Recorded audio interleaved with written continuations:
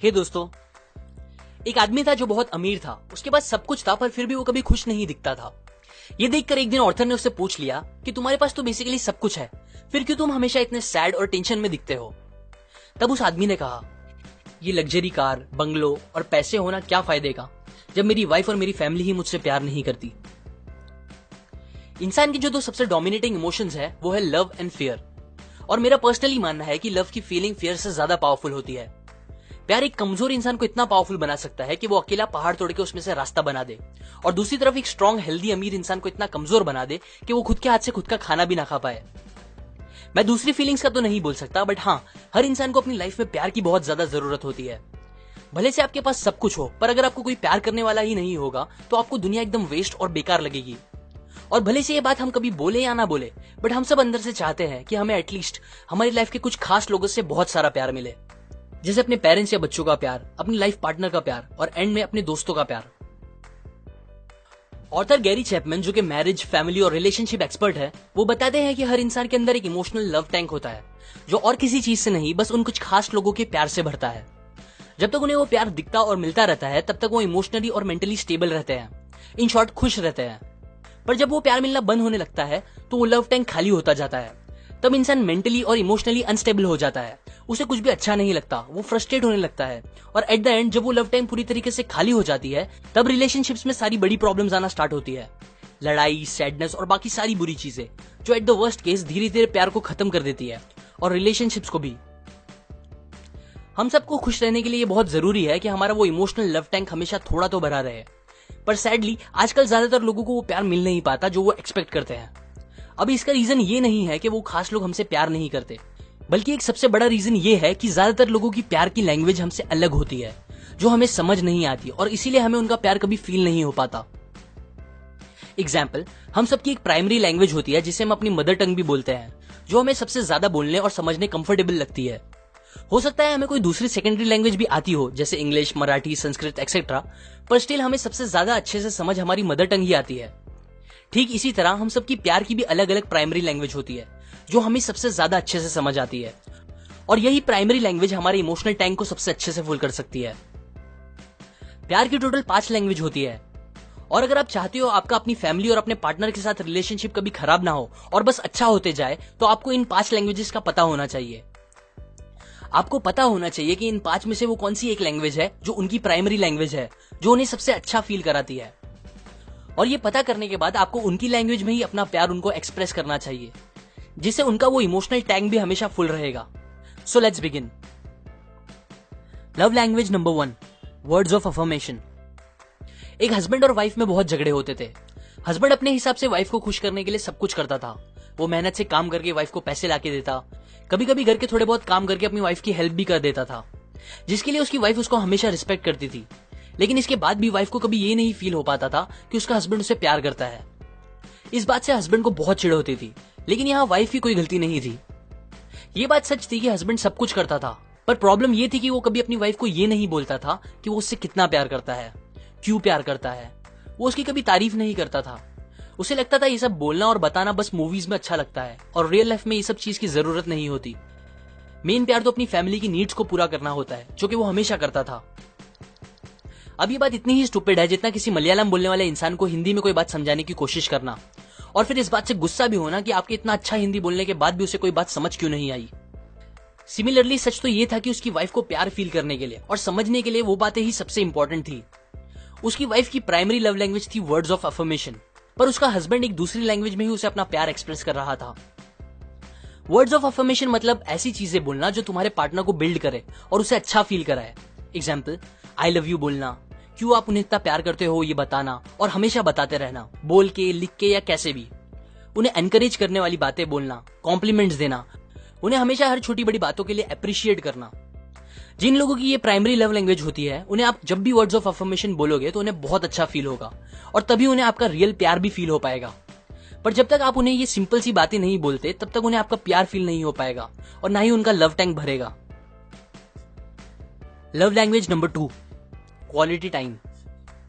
जिन लोगों की primary love language ये होती है, उन्हें आप अगर बोलोगे कि यू लुक ब्यूटीफुल या बताओगे how much you love them, तब उन्हें अच्छा तो लगेगा, पर बस इससे उनको आपका रियल प्यार फील नहीं होगा।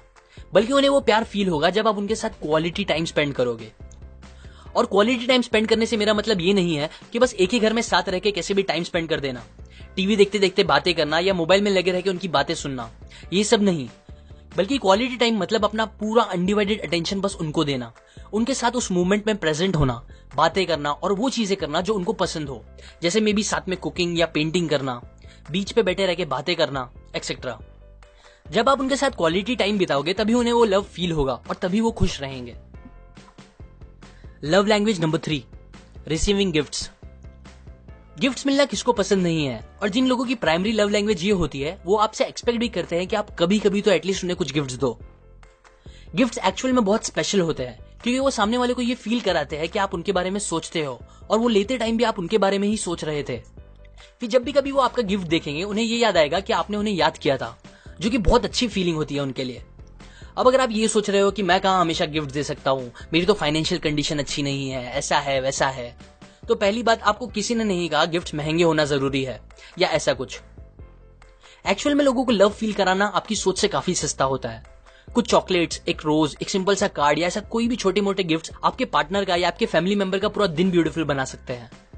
अब अगर आप फाइनेंशियली अच्छे हो तो डेफिनेटली आपको अच्छे गिफ्ट्स भी देना चाहिए, लेकिन एट द एंड ये याद रखो कि आपके गिफ्ट्स की वैल्यू पैसों से मेजर नहीं होगी, बल्कि उसके पीछे की फीलिंग्स वो मेन चीज होगी जो लोगों को खुश करेगी।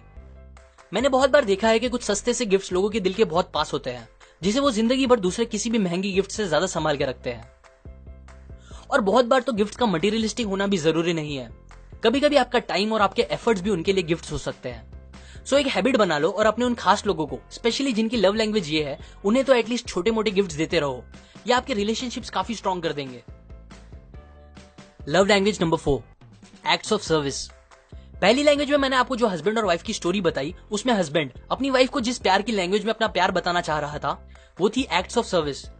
जिनकी प्राइमरी लैंग्वेज ये होती है वो बस इन बातों से खुश नहीं रहेंगे कि आप उनके लिए गिफ्ट्स लेके आते हो या उनकी हमेशा तारीफ करते हो, बल्कि उन्हें आपका रियल प्यार तब फील होगा जब आप कुछ काम करके उन्हें अच्छा फील कराओगे, उनके कामों में उनकी हेल्प करोगे, घर की रिस्पॉन्सिबिलिटीज को अच्छे से निभाओगे और जरूरत पड़ने पर रिस्पॉन्सिबिलिटीज को एक दूसरे के साथ शेयर भी करोगे।